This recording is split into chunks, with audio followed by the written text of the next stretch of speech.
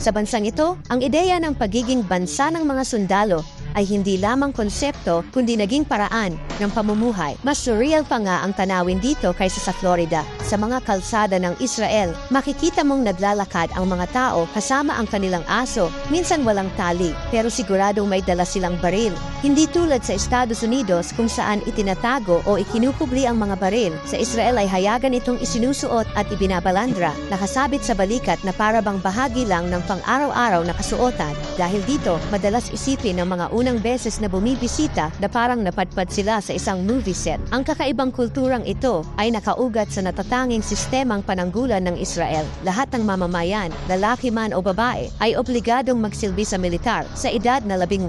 Ito na rin ang itinuturing na kanilang state-issued coming-of-age gift. Sa panahon ng kanilang serbisyo, personal na iniuuwi at daladala ng bawat sundalo ang kanilang armas saan man sila pumunta, kahit pa sa isang date. At kahit matapos silang ma-discharge, marami pa rin ang patuloy na nagdadala ng kanilang baril dahil para sa kanila, bahagi na ito ng kanilang pananaw at paraan ng pamumuhay.